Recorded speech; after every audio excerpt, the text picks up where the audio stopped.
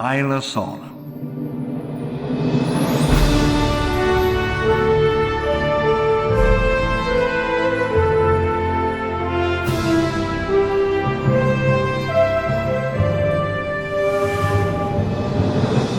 Costa Rica lay to the east, a quiet neighbor, to the west, open water, and the shipping lanes of the Pacific.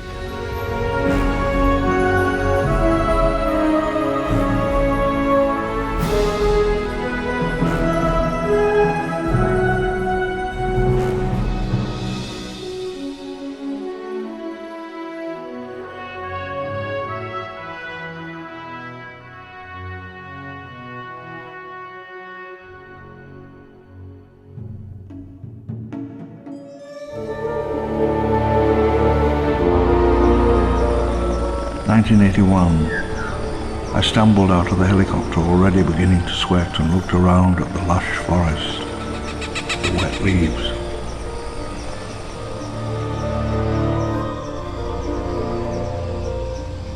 A forest this wild, this unknown, has not been seen by any human since the great hunters of the early Pliocene. The forest smelled of wet leaves, damp earth, rotting wood.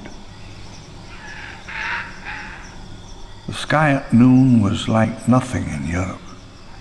Hot, tropical, and new world.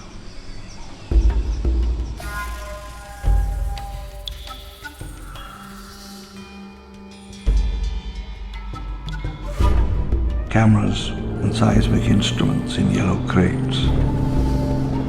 They set them in the dust as the helicopter rose.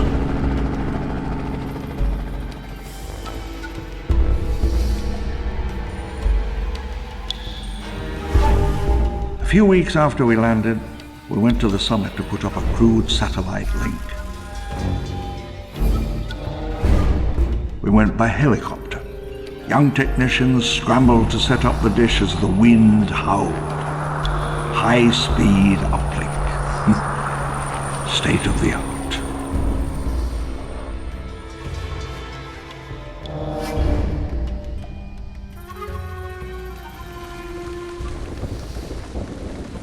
In May, the rains came. The smell of the jungle was everywhere. The jungle canopy hung over us. There was an utter silence. Far away, I could hear a jeep engine idling.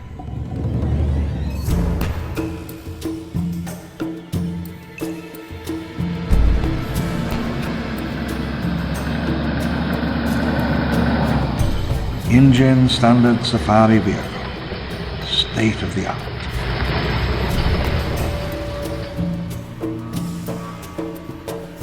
As I journeyed south along the coast, the air grew moist and heavy. Metal and concrete lay rotting in the sun and the rain.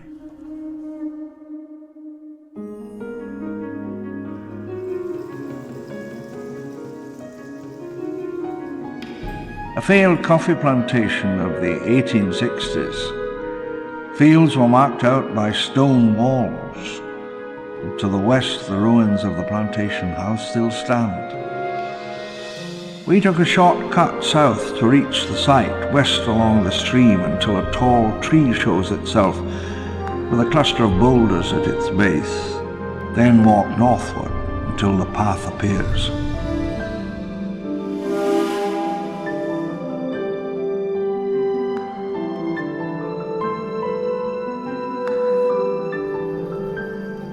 The buildings followed a scheme I only vaguely understood, marking seasons and the lunar year and the movement of the stars.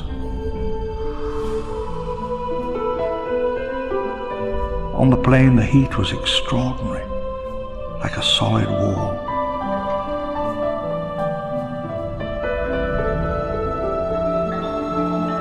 I stepped out of the jeep and stretched my legs.